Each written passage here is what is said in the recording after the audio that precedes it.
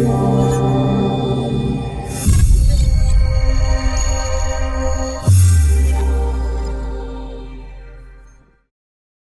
students, so we are meeting now for lecture number 6.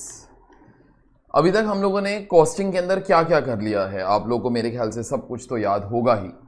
हम लोगों ने स्टार्ट किया था कि कॉस्टिंग और फाइनेंशियल अकाउंट्स के अंदर फ़र्क क्या होता है। हम लोगों ने ये चीज़ भी देखा था कि तुम्हारा जो कॉस्ट शीट है वो कैसे चलता है। उसके अंदर all the types of cost come. Types of cost के अंदर direct material, direct labour, direct expenses, factory overheads excluding the administration which is related to production.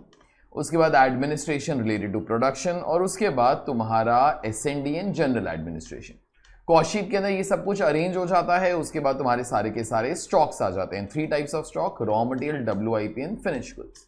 Raw material stock is always valued at purchase cost. WIP stock अगर costing के बारे में बात करूं तो direct material, direct labour, direct expenses and factory overheads excluding the administration related to production.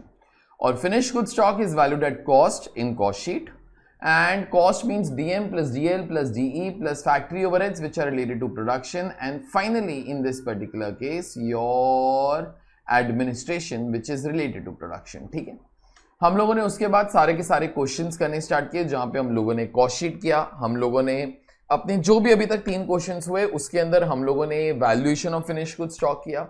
जो next question था वहां पे हम लोगों ने valuation of raw material stock भी किया। फिर उसके बाद हम लोगों ने आगे जाके कुछ और भी एक्स्ट्रा किया। कुछ और एक्स्ट्रा मतलब अगर सम के अंदर स्टॉक ऑफ फिनिश गुड्स नहीं है तो quantity produce will be equal to quantity sold. ऐसे क्वेश्चंस के अंदर अगर आप लोग पर यूनिट वाला कॉलम नहीं भी बनाओगे तो भी वो चलेगा, लेकिन सम ने बोला हुआ था कि बना देना, देयरफॉर हम लोगों ने बना दिया था। ठीक है, अभी तक हम लोगों ने ये सब कुछ किया है। Now we are trying to be proceeding further. ठीक है, चलिए तो आज का अपना जो काम है that is question number 7। Obviously कोई पूछ सकता है सर क्वेश्चन नंबर 6 नहीं करवाया। क्वेश्चन नंबर 6 भी ब्राउन के अंदर था, so that is suppose to be done for homework. Okay, बस वहां पे एक एडजस्टमेंट था जो मेरे को लगता है कि तुम्हारे 1-2 और क्वेश्चन खत्म हो जाएंगे उसके बाद यू ऑल डू इट। तो क्वेश्चन नंबर 6 भी तुम लोग को ही वो करना है। Okay, but you all wait for today's lecture and then you all try to be doing it. ठीक है, और आज का भी तुम्हारा जो होमवर्क है वो काफी ज्यादा होने वाला है। सो एंश्योर दैट आप लोग रोज का रोज अपना काम करो। I want everybody to be watching all these lectures and all of those people who will be watching, I assure you if you follow the pattern whatever we are going to be doing you will easily get 90 plus in this particular subject। okay, so let's start question number 7। question number 6 आप लोग का ही काम है। तो जब आप notebooks के ना सॉल्व कर रहे हो मैंने यहां पर लिखा होगा लीव वन साइड, तो आप लोग वन साइड जो है क्वेश्चन नंबर 6 के लिए छोड़ दीजिएगा। आज के लेक्चर के बाद वो वाला जो चीज है वो ट्राई करना। वहां पे एक एडजस्टमेंट है जस्ट शायद आज के लेक्चर के बाद that will become quite easy for you all. Okay, so let's start question number 7 please. पढ़ते हैं। Electronics limited furnishes the following information for 10,000 CTV tube. CTV मतलब colour TV tubes manufactured during the year 2021। ठीक है, materials 90,000, factory wages 60,000, consumable stores 12,000। बराबर से अभी factory indirect wages 15,000, lighting of factory 3,500। उसके बाद ये अलग से एक चीज है defective work cost of rectification 3,000। मैं हर एक का मतलब 1 मिनट के बाद एक्सप्लेन कर रहा हूं। Office and selling expenses 39,000, plant repairs and maintenance and depreciation 11,500। The net selling price was rupees 31.60 and all the units were sold. ठीक है, चलिए एक और बार सम पढ़ते हैं। अगर अपने को कॉस्ट शीट बनाना है बाद में, जो अभी तक अपने को वो नहीं मालूम, तो अपने को शायद क्लासिफिकेशन की जरूरत तो पड़ेगी, हर एक चीज किधर आता है। तो एक बार मैं फिर से पढ़ रहा हूं। We are going to be thinking हर एक एक्सपेंस किधर आएगा, हम लोग साथ साथ में लिखते रहेंगे। ठीक है, तो मटीरियल्स मतलब डायरेक्ट मटीरियल ही होगा बेटा। ओके, 90,000। फैक्ट्री वेजेस, बेटा फैक्ट्री वेजेस 2 टाइप्स का होता है। One is direct wages, one is indirect wages.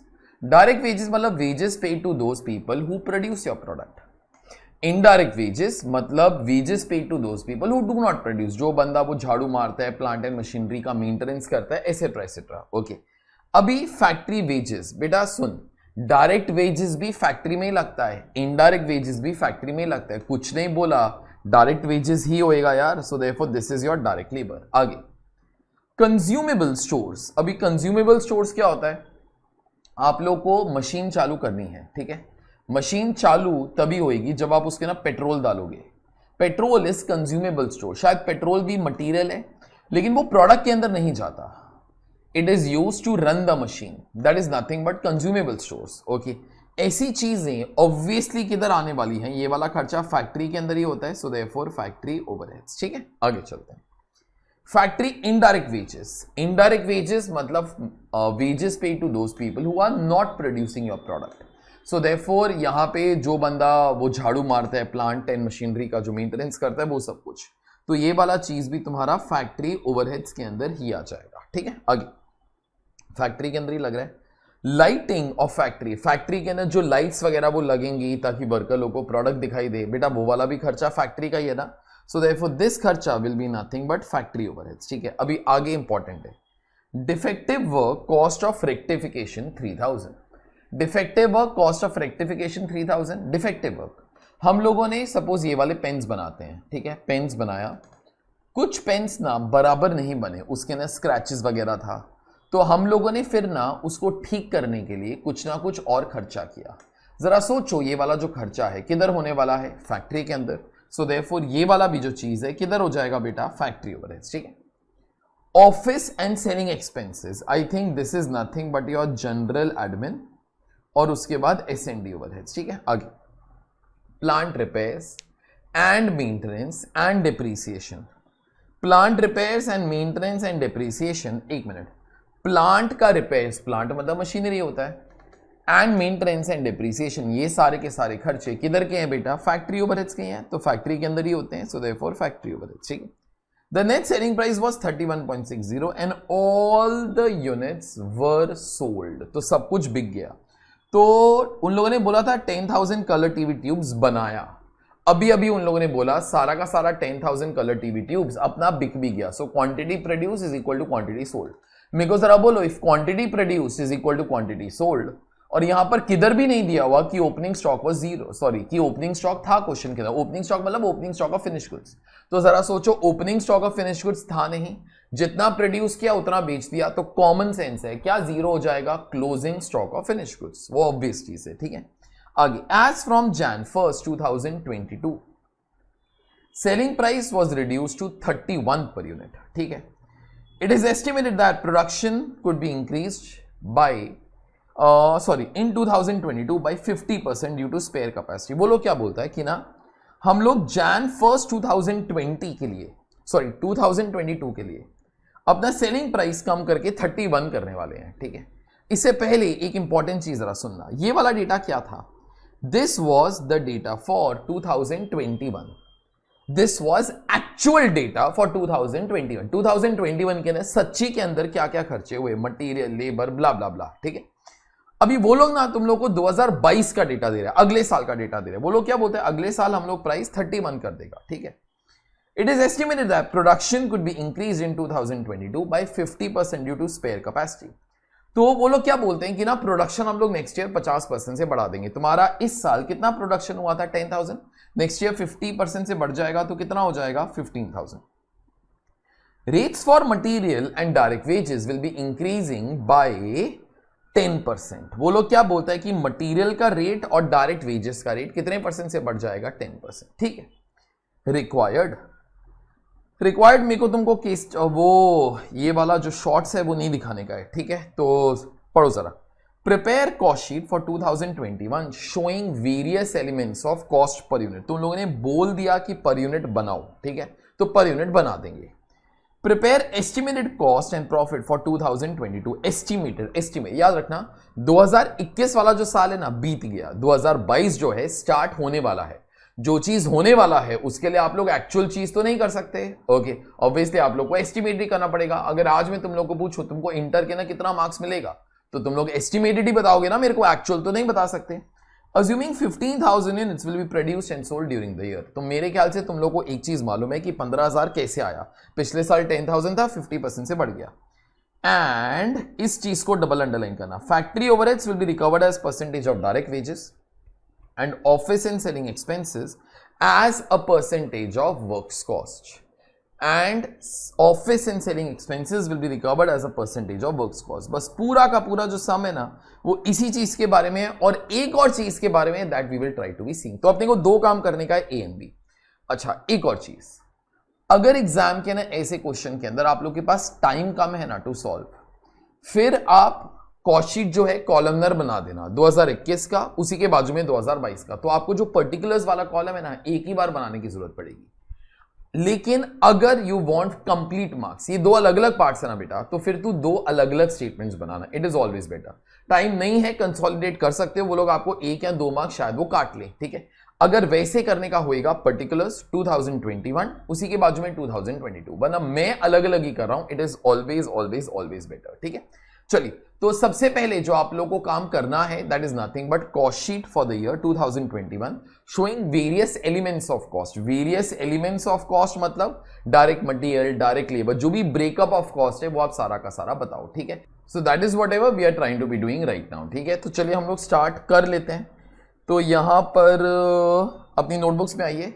Please leave the sides for question number 4, 5 and 6. 4 and 5 you must have solved till now and question number 6 के लिए एक side you all leave, क्योंकि वो आपका homework होने वाला है. ठीक है, तो चलिए स्टार्ट कर लेते हैं.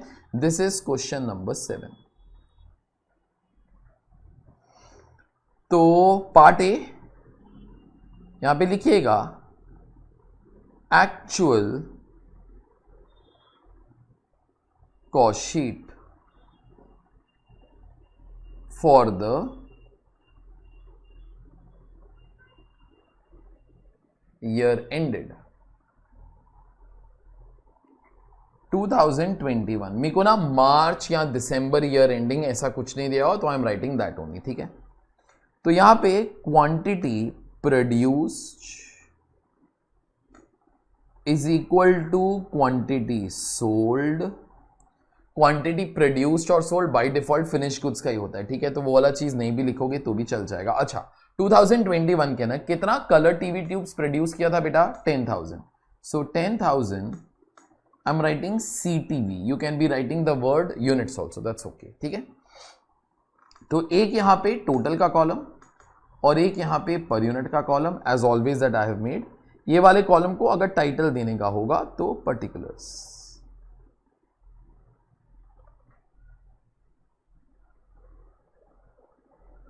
स्टार्ट कर ले. अच्छा, इस क्वेश्चन के ना जरा देखना, ना ही रॉ मटेरियल स्टॉक है, ना ही WIP स्टॉक है और फिनिश गुड स्टॉक भी नहीं है. हम लोग जब 2021 का डेटा कर रहे हैं ना बेटा, सिर्फ यही वाला डेटा यहां तक देखना, क्योंकि इसके बाद वाला जो डेटा है वो कहां का स्टार्ट हो रहा है? 2022 का. ठीक है, तो वो वाला डेटा आप लोग मत देखो, 2021 का ही डेटा देखो. ठीक है, स्टार्ट करें. तो यहां पर सबसे पहले डायरेक्ट मटेरियल, उसके बाद डायरेक्ट लेबर, डायरेक्ट एक्सपेंसेस अगर होगा तो सम अपने को बता देगा. ये चीज मैंने तुम लोगों को थियरी के अंदर भी बोला था. यहां पे कोई डायरेक्ट एक्सपेंसेस, कोई रॉयल्टी वगैरह वैसा कुछ था नहीं, तो ये चीज को मैं प्राइम कॉस्ट बोल देता हूं. उसके बाद एड फैक्ट्री ओवरहेड्स,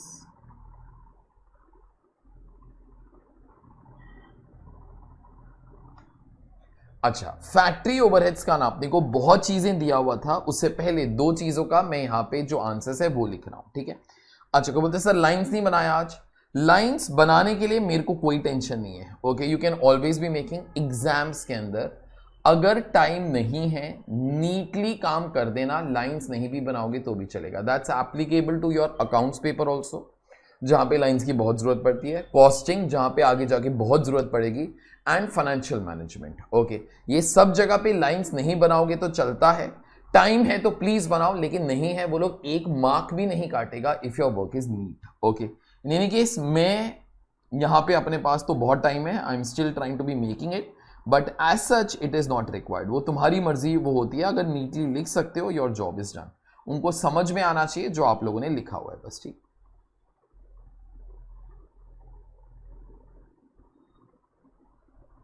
चलिए,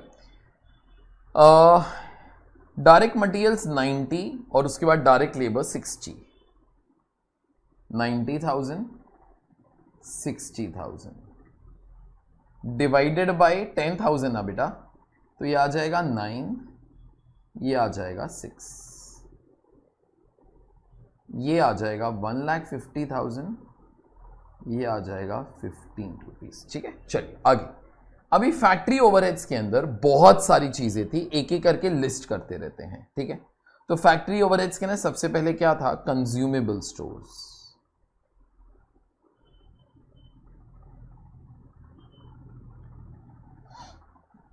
कितने रुपीस का बेटा? 12,000। फैक्ट्री इनडायरेक्ट वेजेस मतलब इनडायरेक्ट वेजेस, यार अभी फैक्ट्री वर्ड तो नहीं लिख रहा हूं बार बार, ये फैक्ट्री ओवरहेड्स ही है। वो कितने का है? 15,000। ठीक है, आगे। उसके बाद लाइटिंग ऑफ फैक्ट्री, तो यहां पे लिख लीजिएगा लाइटिंग ऑफ फैक्ट्री।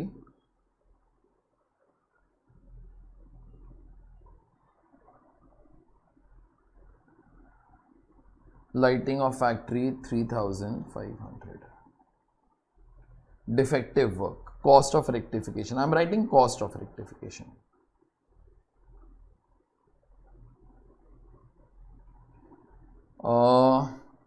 ये कितने का था बेटा? 3,000। अच्छा, और कुछ था क्या बेटा? एक मिनट, डीएम कर लिया, डीएल कर लिया, ये कर लिया, ये कर लिया, यहां पर दो चीजें थी, दोनों कर ली। उसके बाद ऑफिस एंड सेलिंग एक्सपेंसेस, वो तो मेरे ख्याल से वो नीचे आने वाला है। Plant repairs and maintenance and depreciation, plant repairs and maintenance and depreciation 11,500, तो वो भी फैक्ट्री ओवरहेड्स के अंदर ही आता है। Plant repairs maintenance and depreciation 11,500। ठीक है, और यहां पे कुछ नहीं है, अपना कैलसी लीजिए और टोटल मारिए जरा। तो 12,000 प्लस 15,000 27,000 प्लस 3,500 प्लस 3,000 प्लस 11,500 45,000 आ जाता है। 45,000 डिवाइडेड बाय 10,000, तो ये आंसर कितना आ जाएगा? 4.50। ठीक है, अच्छा। प्राइम कॉस्ट के अंदर फैक्ट्री ओवरहेड्स ऐड आता है, तो ऐड होते हैं तो ग्रॉस फैक्ट्री कॉस्ट आ जाता है, फिर WIP स्टॉक एडजस्ट होता है, फिर अपने को क्या मिल जाता है? Net factory cost. अभी ग्रॉस और नेट लिखने की कोई जरूरत नहीं, क्योंकि सम के ना WIP स्टॉक वगैरह तो है ही नहीं। एक और छोटा सा चीज ध्यान से सुनना, these things should always be divided by quantity produced of finish goods plus WIP। अभी WIP तो है ही नहीं क्वेश्चन के अंदर, तो इसीलिए मैंने उसको directly quantity produced of finish goods से डिवाइड कर दिया। That is what ever I have done. ठीक है, I think it is almost same like your previous question, तो पिछले क्वेश्चन के अंदर भी कुछ ऐसा ही किया था। ठीक है, चलिए ये वाला काम तुम्हारा हो गया। तो इस टोटल को ना जरा थोड़ा सा लेफ्ट हैंड साइड से स्टार्ट करना, तुमको 2 मिनट में समझ में आएगा क्यों। आप लोग इस चीज को फैक्ट्री कॉस्ट बोल देना। अच्छा, फैक्ट्री कॉस्ट के बाद वो वाला administration related to production add होता है, ऐसा तो इस क्वेश्चन के अंदर कुछ है ही नहीं। नहीं है तो फिर छोड़ दो। अच्छा, वो नहीं है तो मतलब ये तुम्हारा कॉस्ट ऑफ प्रोडक्शन भी हो जाएगा।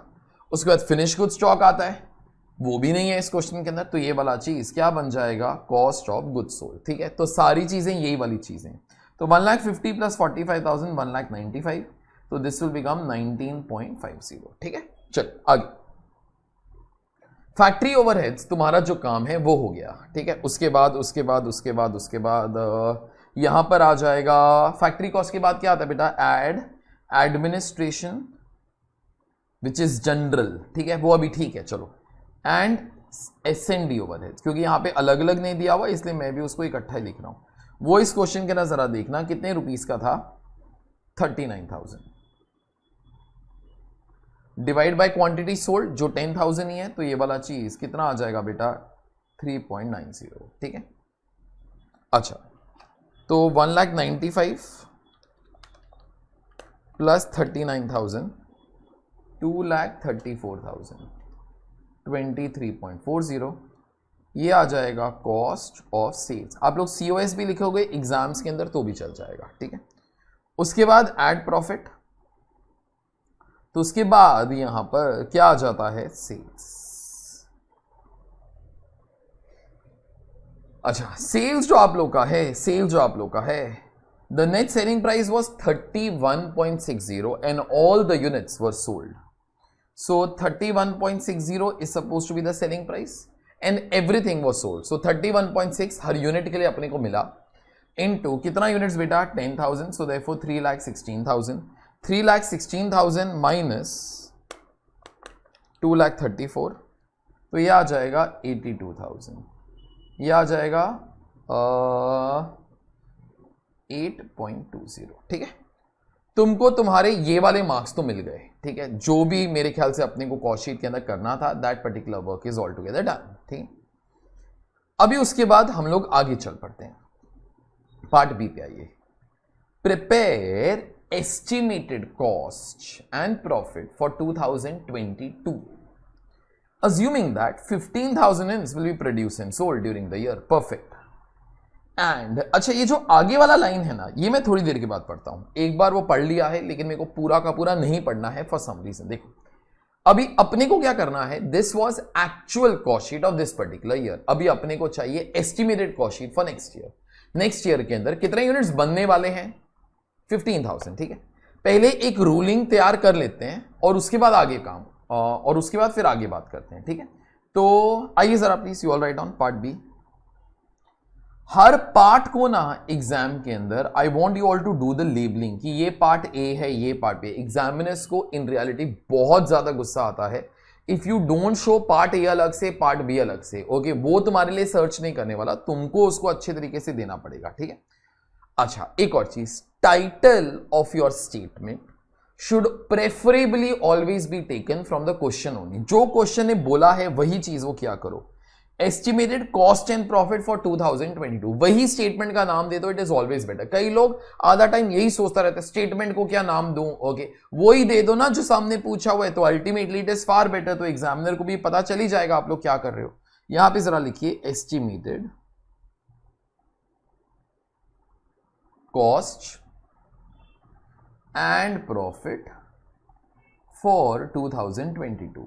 कॉस्ट एंड प्रॉफिट मतलब कॉस्ट शीट ही बनाओगे ना, वहां पे कॉस्ट और प्रॉफिट तो दिख जाते हैं ना बेटा. ठीक है, तो that is what we are going to be doing. उसके बाद quantity produced is equal to quantity sold is equal to 15,000 CTV. ठीक है, आगे ध्यान से सुनना. यहां पे आ जाएगा तुम्हारा टोटल, यहां पे आ जाएगा तुम्हारा पर यूनिट. ठीक है, अभी क्या करो, लाइंस 2 मिनट के बाद बनाना, तुमको समझ में आ जाएगा क्यों. पहले ना we are writing all the things that will be coming. देखो, तो सबसे पहले डायरेक्ट मटेरियल, उसके बाद तुम्हारा डायरेक्ट लेबर, उसके बाद आ जाएगा प्राइम कॉस्ट, उसके बाद ऐड फैक्ट्री ओवरहेड्स. अच्छा, अभी बहुत ज्यादा कुछ नहीं बोल रहा हूं, एक्सेप्ट इस लास्ट पैराग्राफ के अंदर ना उन लोगों ने मेरे को फैक्ट्री ओवरहेड्स, अलग अलग एक्सपेंसेस के बारे में मेरे को कुछ नहीं बोला. उन लोगों ने ये नहीं बोला कंज्यूमेबल स्टोर्स के बारे में क्या होगा, फैक्ट्री इनडायरेक्ट वेजेस के बारे में, ऐसा कुछ नहीं बोला यार उन्होंने. ओके, कुछ भी नहीं बोला, कुछ भी नहीं बोला. फिर उसके बाद तो हम लोग इकट्ठा ही काम करेगा, एक लाइन के अंदर अपना फैक्ट्री ओवरहेड्स का अमाउंट इकट्ठा ही कंप्यूट हो जाएगा. ठीक है, तो मैं यहां पे अभी कुछ भी बाइफर्केशन नहीं दिखाने वाला, क्योंकि एस्टिमेटेड के अंदर अपने पास वो वाला डेटा नहीं है. So therefore this will give you factory cost. यही वाला फैक्ट्री कॉस्ट वैसे तुम्हारा COP भी है, यही वाला फैक्ट्री कॉस्ट तुम्हारा COGS भी है. ओके, तुम लोग थोड़ा सा अभी तक अगर नहीं लिखा तो लेफ्ट हैंड साइड से स्टार्ट कर देना. ठीक है, चल ये हो गया. ठीक है, factory cost slash cost of production slash COGS. उसके बाद एड एडमिनिस्ट्रेशन स्लैश S&D. ठीक है, ये तुम्हारा यहां पर क्या आ जाएगा बेटा, कॉस्ट ऑफ सेल्स. उसके बाद यहां पर क्या आ जाएगा, एड प्रॉफिट, और उसके बाद गेट सेल्स. ठीक है, अभी लाइंस बना देना, क्योंकि तुमको एग्जैक्टली वो मालूम ही होगा कि तुमको लाइंस कितना बनाना है. ठीक है, बनाने का है तो लाइंस इस वक्त बना देना. अच्छा सुनो, तो ये हो गया तुम्हारा चिंटू सा कॉस्ट शीट, ओके, जो आप लोगों को कंप्लीट करना है। मैं एग्जामिनर हूंगा तो I will have more marks for part B as compare to part A, क्योंकि पार्ट ए के अंदर अक्कल नहीं चाहिए, पार्ट ए के लिए फॉर्मेट रट्टा होना चाहिए, ओके, वो तो तुम लोग को याद है। पार्ट बी के अंदर अभी तुम लोग को सोचना पड़ेगा। देखो मैं क्या करने वाला हूं, ये पार्ट बी वाला कॉस्ट शीट कंप्लीट करने के लिए तुम लोग क्या करो, सुनो मेरी बात, सुनो।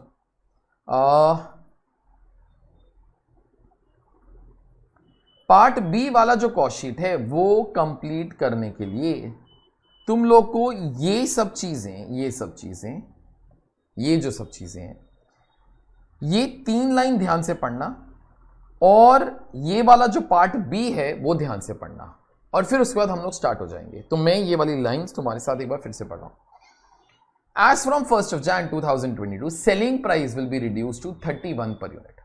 वो लोग क्या बोलते हैं, इस साल हम लोग प्राइस अपना 31 कर देंगे। तो मैं एक काम तो अभी कर लेता हूं। पहले सेलिंग प्राइस 31.6 था जो ऊपर लिखा हुआ है, अभी सेलिंग प्राइस कितने का हो जाएगा, 31। कोई बोलते हैं सर अगर ये वाला लाइन नहीं दिया रहता, तो बेटा फिर ऑब्वियसली हम लोग अज्यूम करते कि सेलिंग प्राइस वही रहेगा, ओके, 31.6। यहां पे दे दिया 31 हो जाएगा तो वेरी गुड, वरना सेम ही अज्यूम करते। लेकिन याद रखना 31 नाउ इनटू कितना यूनिट्स बेटा, 15,000 यूनिट्स। सो देयरफॉर ये वाला जो चीज है this will be 4,65,000। This will be 4,65,000। ठीक है, चलो तुम्हारा जो ये वाला काम है ये हो गया। ठीक है, तो मैंने एक लाइन पढ़ा, इंप्लीमेंट कर दिया। अभी आगे, it is estimated that production could be increase in 2022 by 50% due to spare capacity. इसकी वजह से तो इस साल कितना यूनिट्स बनने वाला है, 15,000। पिछले साल 10,000 था, अभी 5,000 से बढ़ जाएगा, सो देयरफॉर 15,000। ठीक है, आगे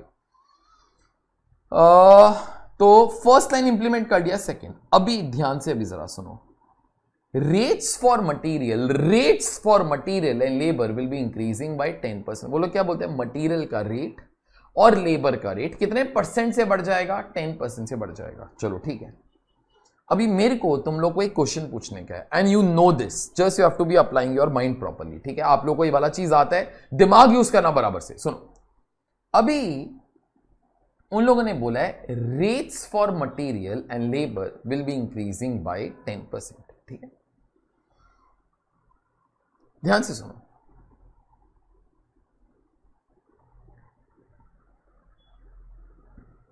बराबर से सुनना।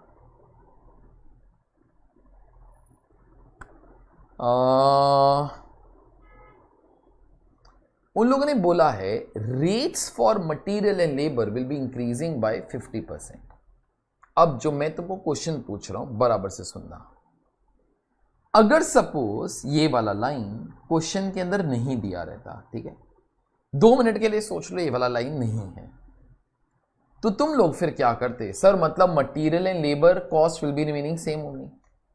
लेकिन मेरे को डाउट अभी आ रहा है, अगर ये वाला लाइन नहीं दिया होता तो material and labour cost will remain same. Now tell me what will remain same. Will you copy 90,000 over here और will you copy 9 rupees over here? तो बोलते sir we will copy both only. No, क्योंकि quantity has changed. अगर आप इधर 90,000 copy करते हो तो 90,000 अपॉन 15,000 इधर कितना आ जाएगा, 6 रुपीज। ठीक है, अगर आप लोग इधर 9 रुपीज कॉपी करते हो, अगर आप लोग इधर 9 रुपीज कॉपी करते हो तो 9 इंटू 15,000 यहां पे कितना आ जाएगा, 1,35,000। ठीक है, तो मैं तुम लोग को क्या पूछ रहा हूं, अगर ये वाला लाइन नहीं दिया रहता, rates for material and labour will be increasing by 10%, अगर ये वाला लाइन तुम लोग को नहीं दिया रहता, तो अगर ये वाला लाइन तुम लोग को नहीं दिया रहता तो मेरे को जरा बोलो तुम लोग क्या कॉपी करते, तुम लोग 90,000 कॉपी करते कि 9 कॉपी करते? You can write down in the comments also. मेरे को बोलो 90,000 कॉपी करते कि 9 कॉपी करते? अक्कल यूज करो सब लोग, 90,000 की 9?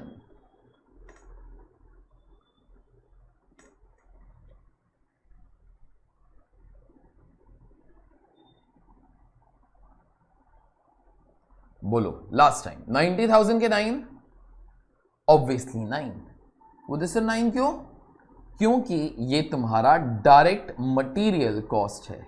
This is your direct material cost. ये डायरेक्ट कॉस्ट है। डायरेक्ट कॉस्ट का मतलब क्या होता है? This cost is incurred for each and every unit. अगर तुम लोगों को नहीं समझा, एनी एग्जाम्पल, ठीक है, एनी एग्जाम्पल, बेकार से बेकार एग्जाम्पल वो देता हूं ताकि तुम लोग को शायद चीजें याद रहें, लेकिन कॉमन सेंस चीजें सुन। जरा सोचो, आज के दिन तुम्हारे घर में कोई आया, ठीक है, first day, this one is for that. First day तुम्हारे घर में कोई आया, ठीक है, कितने लोग आए? 10 लोग आए। तुमको उनको समोसा खिलाने का था, ठीक है, समोसा खिलाने का था। तुम लोग मार्केट गया, समोसा लेकर आया। एक समोसा 15 रुपए का पड़ा, ठीक है। तो आज तुम्हारा अपने मेहमानों को खाना खिलाने का खर्चा 150 रुपया रहा, ठीक है। These are 10 units at the rate of 15 per unit. तुम लोग मार्केट गए, 10 समोसे खरीद के ले आए, ठीक है। 10 लोग आए थे, हर बंदा एक ही समोसा खाएगा। किसने 2 मारा तो मारेगा उसको, ठीक है। 10 लोग आए थे तो हर बंदे के लिए एक एक समोसा, ठीक है। अभी सेकेंड डे, सब लोग मेरे को जरा बोलना, तुम्हारे घर पे ट्रेंड है, जो भी आएगा तुम लोग स्टैंडर्ड उस बंदे को समोसा ही खिलाते हैं। अगर वो पहले आ चुका है तो भी उसको समोसा ही खिलाओगे, एक ही खिलाओगे वो भी, ठीक है। सेकेंड डे तुम्हारे घर पे 12 लोग आए, ठीक है। अब मेरे को जरा बोलो, तुम्हारा नेक्स्ट डे खर्चा, समोसे का रेट वगैरह कुछ नहीं बढ़ा, समोसा उतने का ही रहेगा, ठीक है। तो नेक्स्ट डे तुम्हारा खर्चा जो है कितने रुपीस का होगा? विल यू कॉपी 150 और will you copy 15? Will copy 15 no यार सर, हर एक समोसा जो है वो 15 रुपए का ही पड़ेगा ना अपने को। सो देयरफॉर इनटू 15, तो ये वाला फिगर कितने का आ जाएगा? 180, ठीक है। अभी third day and the last day for us, ठीक है, बराबर से सुनना। नेक्स्ट डे तुम्हारे घर पे 14 पीपल आए। तुम लोग समोसा लेने के लिए गए, समोसे वाले ने बोला मैंने ना रेट जो है 10% से बढ़ा दिया है। अभी सब लोग अक्कल यूज करना, उसने रेट 10% से बढ़ा दिया, समोसे का जो रेट है उसने 10% से बढ़ा दिया, ठीक है। तुम लोग 180 प्लस 10% करेगा कि 15 प्लस 10% करेगा? Answer me this question and you will come to know the answer also. Sir 15 को ही 10% से बढ़ाएगा ना, जो समोसा 15 का मिलता था अभी वो यहां पे 16.5 का मिलेगा। So this will be the new cost, okay. बस जैसे मेरा ये वाला एग्जांपल एग्जैक्टली सेम मेरा डायरेक्ट मटेरियल वो होता है जो हर यूनिट के लिए लगता है। तो material is always per unit cost, अपना पहला lecture, material is always per unit cost. So therefore अगर मेरे को ये वाला लाइन नहीं दिया रहता ना, ये वाला लाइन जो मैंने बहुत बार अभी अंडरलाइन कर दिया है, एक बार वो रब कर रहा हूं, तुम लोग ना चीटिंग मत करो, ये केस स्टडी शॉर्ट्स मत देखो। अभी ये जो नीचे जो वो शॉर्ट्स हैं वो वाला चीज मत देखना। सुनो, rates for material and labour will be increasing by 10%। अगर ये वाला लाइन नहीं होता, ठीक है, तो तुम लोग मटेरियल का डेटा ऊपर से कॉपी करता। अब मेरे को बोलो क्या कॉपी करता? Per unit. बेटा पर यूनिट ही कॉपी किया ना, पर यूनिट ही कॉपी किया ना। और जब मैंने तुम लोग को बोला rate for samosa increase by 10%, तुम लोगों ने इसको 10% से बढ़ाया ना यार, तो याद रखना material is a per unit cost, her unit के लिए लगता है। तो जो भी आप लोगों का कॉस्ट है वो 10% वो बढ़ेगा, लेकिन आपका कॉस्ट पर यूनिट कॉस्ट है बेटा। अगर पर यूनिट कॉस्ट है तो आप पर यूनिट बढ़ाओ। तो पिछले साल कितना था बेटा? 9। इस साल कितने से बढ़ रहा है? 10% से। तो कितना हो जाएगा? 9.90, ठीक है। अभी अपना कैलसी लो, 9.90 into 15,000, this particular figure will be 1,48,500। ये हो गया तुम्हारी मटेरियल की कहानी, ठीक है। अभी मेरे को लेबर के अंदर एक गलती भी नहीं चाहिए, मेरे को लेबर के अंदर अभी बराबर से सब लोग बोलना नो एरर्स एट ऑल। सम के अंदर rates for material and labour have increased by 10%, rates for material and labour have increased by 10%, okay. तो मैं तुम लोग को क्या बोलता हूं, सिंपल चीज है, rates for material and labour have increased by 10%, no? तो चलो ठीक है, 10% मेरे को जरा बोलो, direct wages have increase by 10%, 10% किसके अंदर बढ़ाओगे?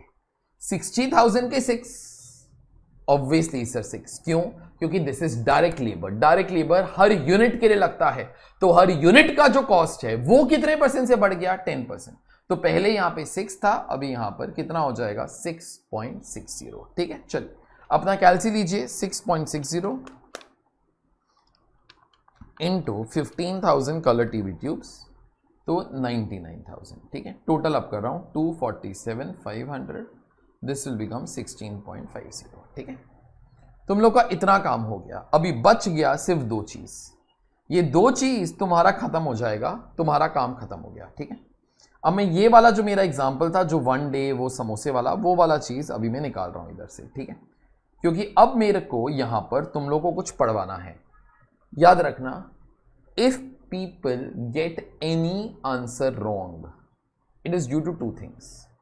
ईदर तुमको कैलकुलेटर यूज करने का नहीं आता, ठीक है, those we call as silly error. Second, तुमको क्वेश्चन पढ़ के समझने को नहीं आता। हर एक चीज क्वेश्चन के अंदर ही होएगा। डायरेक्ट मटेरियल और डायरेक्ट लेबर के बारे में अगर उन लोगों ने मेरे को रेट्स हैव इंक्रीज बाय 10% नहीं दिया रहता ना, तो मैं इधर 9 कॉपी कर लेता, मैं इधर 6 कॉपी कर लेता और 15,000 से मल्टीप्लाई कर देता, ठीक है। तो मेरे न्यू आंसर आ जाते हैं। लेकिन ओवरहेड्स के बारे में ना वो लोग मेरे को बताएंगे ही बताएंगे, वो लोग मेरे को बताएंगे ही बताएंगे। उससे पहले एक और छोटा सा चीज जो मेरे को 1 मिनट पहले बोलना चाहिए था, लेकिन आप बोल रहा हूं, सुनो। अगर आप सोचोगे ना direct material, direct labour, direct material and direct labour, यहां पर तुम्हारा जो कॉस्ट था 90,000 था, तुम्हारा यहां पर जो कॉस्ट आया 148,500 आया। मैं तुमको कोई और वे से भी बोल सकता हूं। देखो जरा, 90,000 लो अपने कैलसी के ऊपर, 90,000 लो। अच्छा, 90,000 वॉज द कॉस्ट फॉर कितना यूनिट्स? 10,000। लेकिन अभी क्वांटिटी बढ़ गई फ्रॉम 10 to 15,000, तो 50% अगर क्वांटिटी ज्यादा बनाओगे तो मटेरियल कॉस्ट का खर्चा भी 50% तो ज्यादा ही होएगा। तो कैलसी लो, 90,000 प्लस 50% मार रहा, कितना आता है? 1,35,000। ये 1,35,000 तेरा कॉस्ट तब होता अगर रेट ऑफ मटेरियल नहीं बढ़ा होता। लेकिन अभी रेट ऑफ मटेरियल भी बढ़ गया, कितने परसेंट से? 10% से। तो 1,35,000 प्लस 10% मार, 148,500 आ जाएगा। तो 148,500 वैसे भी आ सकता है, ठीक है। चलो, ये वाला काम हो गया। अभी तुम्हारे लिए कुछ पढ़ना है, अंग्रेजी है, समझने का ट्राई करना। ओवरहेड्स के बारे में ना वो लोग तुम लोगों को बताएगा ही बताएगा। मेरे को कभी ऐसा कुछ नहीं बोला सर नहीं बताया, तो बेटा उन लोगों को तुम लोगों से सम सॉल्व करवाना है तो वो लोग तुम लोगों को बताएगा ही बताएगा। तो पढ़ो, बताया है ना। Factory overheads will be recovered as a percentage of direct wages, ठीक है। बस ये एक लाइन पहले पढ़ लेना। Factory overheads will be recovered as a percentage of direct wages. अभी तुम्हारा एक छोटा सा काम है, ये वाला लाइन तुम लोग मिनिमम 5 बार तो पढ़ो। Factory overheads will be recovered as a percentage of direct wages, और ये वाला फिगर तुम लोग कंप्यूट करके दो मेरे को। तुम लोग इन ऑल 2 मिनट तक पढ़ना, अपना कैलसी लेना और उसके बाद ही आंसर देना, ठीक है, उसके बाद ही आंसर देना। तुम्हारी वॉच जो है मैं इधर स्टार्ट कर रहा हूं 2 मिनट्स की, स्टार्ट।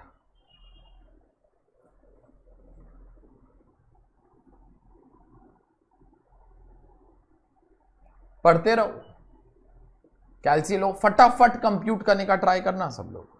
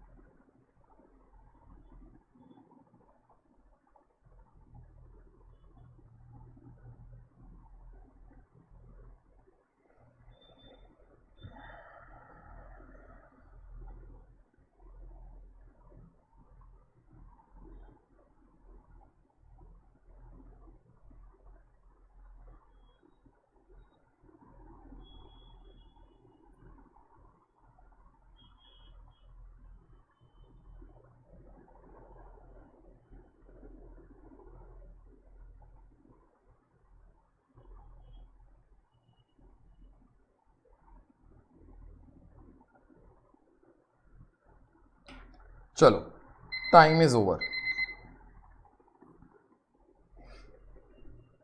आंसर चलिए देख लेते हैं, लिखिए वर्किंग नोट 1।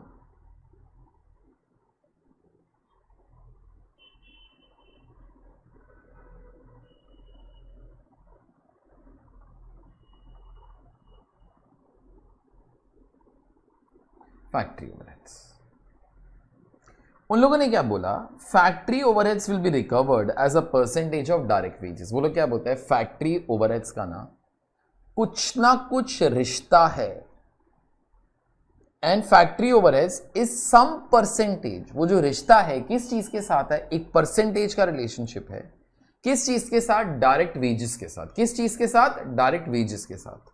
बस वही वाला काम कर रहा हूं। So factory overheads will be recovered as a percentage of direct wages, ठीक है।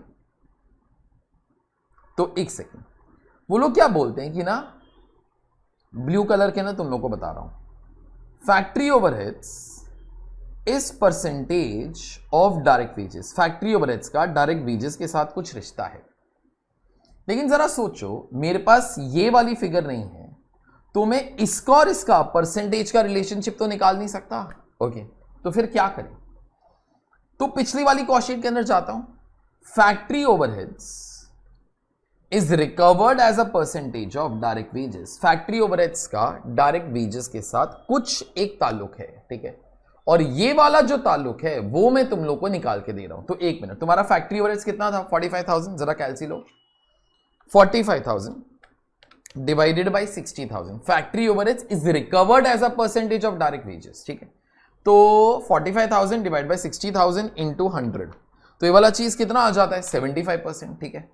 Factory overheads is recovered as a percentage of direct wages, 45,000 upon 60,000 into 100, तो ये चीज कितना आ जाएगा, 75%, ठीक है। अभी पहले ना ये वाला चीज तुम लोग कंप्यूट कर लो नीचे, फिर आगे बात करता हूं। अभी तक आंसर नहीं आया, यहां पे लिखना percentage of factory overheads to direct wages is equal to 45,000 divided by 60,000 into 100, तो ये कितना है बेटा, 75%, ठीक। अभी वो लोग क्या बोलते हैं, ये वाला रिश्ता हमेशा 75% ही होना चाहिए। तो मैं क्या बोलता हूं, ये जो तुम लोगों ने डेटा लिया, पहले मेरे को जरा बोलो कौन से ईयर का था, 2021। 2022 के अंदर भी यही होना चाहिए, लेकिन 2022 के अंदर बेटा क्या बढ़ गया है, डायरेक्ट वेजेस कितना हो चुका है, 99। फैक्ट्री ओवरहेड्स उसका 75% ही होना चाहिए। तो यहां पे you all write down factory overheads in 2022 75% of 99,000। कैलसी लो जरा, 99,000 इंटू 75%, 74,250, ठीक है। अच्छा, एक चीज I am telling to everybody, whatever content आप लोग को हम लोग जो भी करवाते हैं उसके ऊपर कुछ नहीं आने वाला है, ठीक है। This is head and tail of everything. आप लोग अपना मॉड्यूल देखोगे, उसके ना कॉशीट के चैप्टर के ना उन लोगों ने जस्टिस नहीं किया हुआ। उन लोगों ने उसका कुछ पार्ट कोई और चैप्टर के अंदर डाला हुआ है, कुछ और पार्ट कोई और चैप्टर के अंदर, तो ना बराबर से सम सॉल्व नहीं हो पाते। सो एवरी सम ऑफ कॉशीट, चाहे वो तुम्हारे मॉड्यूल के अंदर किधर भी है, all of them are combined by us for this particular chapter. तो तुम्हारा मॉड्यूल के अंदर जो क्वेश्चंस हैं बहुत ईजी हैं, जो थोड़े से टफ क्वेश्चंस हैं वो कोई और चैप्टर्स के अंदर हैं। I have combined all those particular things, क्योंकि I just want one simple thing, अगर तुम्हारा कॉशीट वाला chapter is very clear in your mind, तुम्हारा पूरा का पूरा costing subject will be the easiest out of all the 8 subjects that you all have, and I can bet anything on that, ठीक है। ये हो गया तुम्हारा 74,250, ठीक है। This is nothing but in this case your factory overhead 74,250, ठीक है। चलिए, ये आ गया 74,250। ब्रैकेट के अंदर वर्किंग नोट का नंबर दिया करो हमेशा, वर्किंग नोट नंबर 1, ठीक है। कैलसी लो जरा, 74,250 डिवाइडेड बाय 15,000, यह आ जाता है 4.95। अच्छा, तो बोलते सर आपने ये वाला चीज टोटल के साथ किया, पर यूनिट के साथ करते तो भी बेटा कोई फर्क नहीं पड़ता, तुम्हारा आंसर सेम ही आता। अगर चाहो तो एक बार देख लो, 4.5 डिवाइडेड बाई 6 इंटू 100, 75% ही आएगा। उसके बाद तुम लोग 6.60 लो, 6.6 इंटू 75%, देख लो 4.95 ही आएगा। ठीक है, तो चलो तुम लोग को दो मेथड तो बता दिए, टोटल के साथ, पर यूनिट के साथ, आंसर वही आएगा। अभी और मेथड्स बताता हूं, कितने भी method if you will think no, okay, अगर तुम्हारे पास वो पेशेंस होएगा और अगर मेरे पास लाइक यू नो एक्सप्लेनेशन करने का वो पेशेंस होगा, I can explain you so many methods of doing everything. एक और चीज, कभी कभी शायद मैं सारे मेथड्स ना एक्सप्लेन करूं फॉर XYZ रीजन, ओके, 99% तो मैं करता हूं। ठीक है, अगर कभी भूल जाऊं तो if you want to be asking me कि सर मेरा मेथड करेक्ट है कि नहीं, दो ऑप्शन, या टेलीग्राम के ऊपर हमको डाउट पूछ लो। दूसरा, अगर तुम्हारा answer final numeric answer same आया, फॉरगेट द प्रेजेंटेशन, तुम्हारा आंसर करेक्ट ही होगा, 99.99% तुम्हारा आंसर करेक्ट ही होगा। ओके, तुम्हारा वे ऑफ डूइंग अलग हो सकता है, लेकिन अगर फाइनल आंसर सेम होता है, it is all okay. Presentation in costing is not standardised, तुम लोग जैसे भी आंसर लेके आओ, if it is correct it is all perfect only. मैं सेकंड मेथड तुमको बता रहा हूं, देखो, factory overheads is recovered as a percentage of direct wages. वो लोग क्या बोलते हैं, factory overheads is recovered as a percentage of direct wages, मतलब फैक्ट्री ओवरहेड्स का डायरेक्ट वेजेस के साथ कुछ रिश्ता है, that is why it is recovered as a percentage of direct wages. तो तुम्हारा सेकंड वे, ठीक है, तुम्हारा सेकंड वे मैं अभी कर रहा हूं, देखो, फैक्ट्री ओवरहेड्स का जो रिश्ता है किस चीज के साथ है, डायरेक्ट वेजेस का। So direct wages and factory overheads are related to each other. उसका मतलब क्या है, 2021 के अंदर जब भी ये 45,000 था, तभी ये कितना था, 60,000। अभी factory overheads is recovered as a percentage of wages, मतलब जैसे जैसे डायरेक्ट वेजेस का खर्चा होता है वैसे वैसे फैक्ट्री ओवरहेड्स का भी होता है। जब इसका खर्चा 45 था, इसका खर्चा तो 60 था, 2022 के अंदर ये वाला खर्चा बढ़ के कितना हो गया, 99,000। तो देख लो ये वाला अमाउंट कितना आ जाएगा, क्रॉस मल्टीप्लाई कर लो, देख लो एक बार, 74,250। Perfect. Second way, last way बताऊं, चलो ठीक है।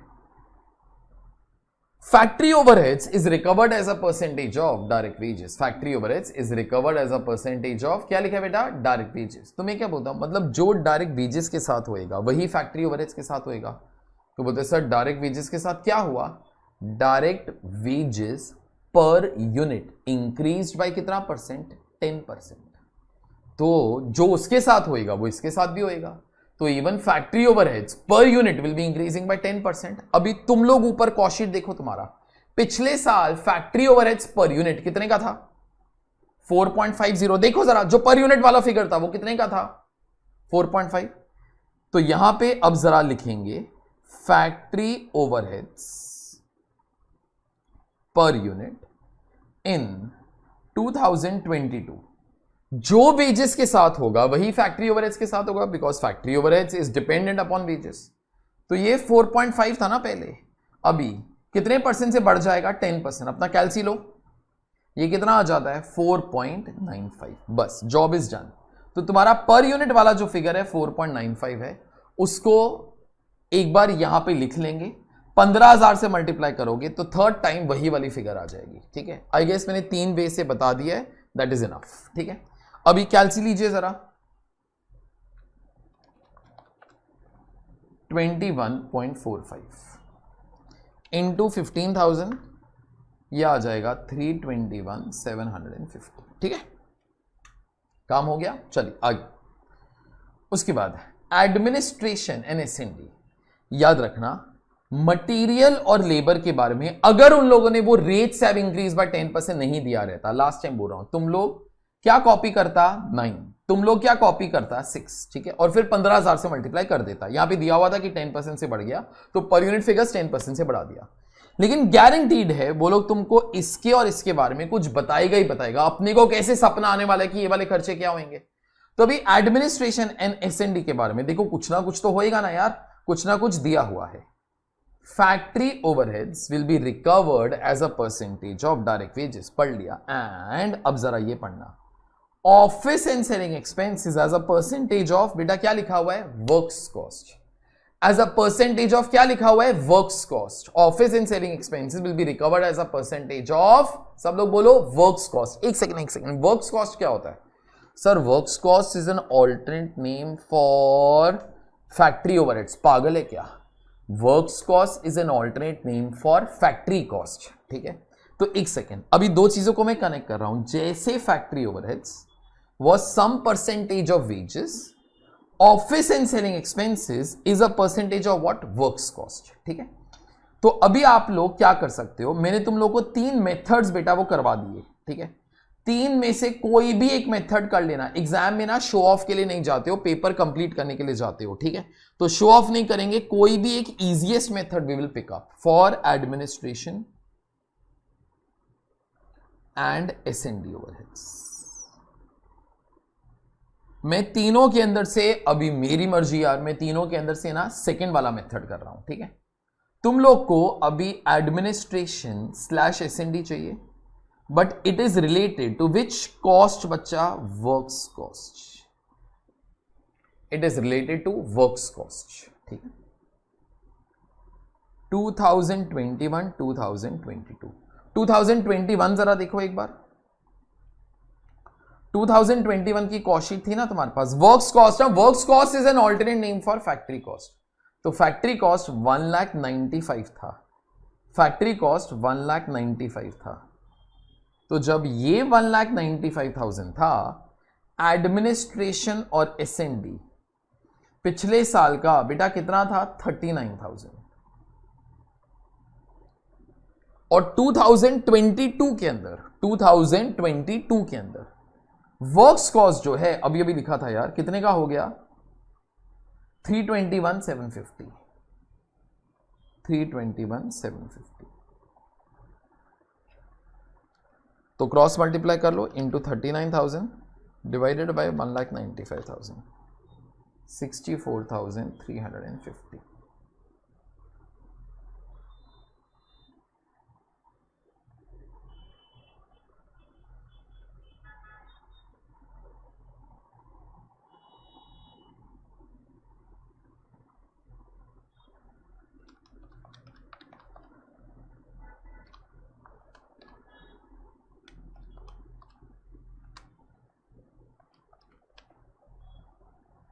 चलिए 64,350 डिवाइडेड बाय 15,000 जरा करो, ये आ जाता है 4.29, ठीक है। आई गेस अभी तुम्हारा सम जो है खत्म होने पर आ गया है। एट 21.4528 25.74 इंटू 15,000 कर लेना, कॉस्ट ऑफ सेल्स मिल जाएगा 3,86,100 minus 4,65,000 78,900, this will be 7.89 31.00। This is your balancing figure, ठीक। तुम्हारा क्वेश्चन जो है वो हो गया। तो इस क्वेश्चन का जो शॉर्टर वर्जन है वो हम लोग एक बार शॉर्ट क्लासेस के तौर पे देख लेते हैं, ठीक है। वो जो मैंने यहां पर नीचे लिखा हुआ है, ओके पढ़िए जरा please. DM and DL will remain same per unit by default। याद रखना, डायरेक्ट मटेरियल और direct labour per unit same रहेगा बाय डिफॉल्ट। बाय डिफॉल्ट मतलब अगर कुछ नहीं दिया रहता तो हम लोग मटेरियल का 9 कॉपी करते, लेबर का 6 कॉपी करते, ठीक है। तो DM and DL will remain same per unit. Per unit word को अंडरलाइन करना, मैंने भी मेरे ख्याल से वही वाला चीज बोला था। And for overheads something will be given for sure, please follow the instructions, ठीक है। So please follow the instructions, ठीक। अच्छा, ये वाला चीज जो है तुम्हारा हो गया। मेरे को इसके बाद तुमको कुछ और भी बताना है, वो अभी ठीक है। लेकिन उससे पहले क्वेश्चन नंबर 8 जो है ना बेटा तुम्हारा, that is suppose to be done for homework, that is almost on the same lines as a current question, ठीक है। वो वाला क्वेश्चन सॉल्व करने के लिए आपको कितना टाइम चाहिए, वो यहां पे ये भारत वॉच के तौर पे वो होगा 24 मिनट्स एंड 58 सेकेंड्स। उससे ज्यादा टाइम नहीं लेना चाहिए तुमको, ठीक है। All answers everything is there. अगर आंसर ना मिले तो हमारी वेबसाइट के ऊपर आप लोग को उसका कंप्लीट सॉल्विंग जो है वो मिल जाएगा, ठीक है। लेकिन मेरे हिसाब से सब लोग को आंसर्स मिल जाने चाहिए। अच्छा, before I will wind it of, मैंने यहाँ पे केस स्टडी शॉर्ट्स वगैरह भी कर ही दिए, but before I will wind of, ठीक है, ध्यान से सुनना जरा, बराबर से सुनो। यहां पे ना कुछ ऐसे क्वेश्चंस का बात कर रहा हूं। एक एक्सपेंस नंबर 1 है और एक एक्सपेंस नंबर 2 है, ठीक है। अभी एक्सपेंस नंबर 1 इसे मटीरियल, याद रखना हम लोगों ने स्टार्ट भी ऐसे किया था। Material is a variable cost, ठीक है। Material is a variable cost. Variable cost हमेशा पर यूनिट कॉस्ट होता है। अगर सपोज लास्ट ईयर तेरा मटेरियल का खर्चा 9 रुपीज का था और अगर अपने को बोला गया इस साल material cost will be increasing by 10%, इस साल material cost will be increasing by 10%, तो याद रखना per unit will be increasing by 10%। So therefore at 10% over here, ये वाला चीज 9.90 आ जाएगा, ठीक है। ये वाला चीज 9.90 आ जाएगा। लेकिन अभी एक और एक्सपेंस जरा देखो, फैक्ट्री का रेंट। अभी अपने दिमाग से जरा सोच के एक बार बोलना, मटेरियल तो हर यूनिट के लिए लगता है, लेकिन फैक्ट्री रेंट जब भी एक यूनिट बनाओगे क्या रेंट पे करते हो? नहीं सर, रेंट तो हम लोग लमसम पे करते हैं सर। अभी that could be one thing. एक और एग्जांपल देता हूं। अभी तुम लोग सीए इंटर के अंदर हो, डायरेक्ट एंट्री के स्टूडेंट हो, तो इंटर्नशिप जो आर्टिकलशिप है वो कर रहे हो, तुम लोग को स्टाइपेंड मिलता है।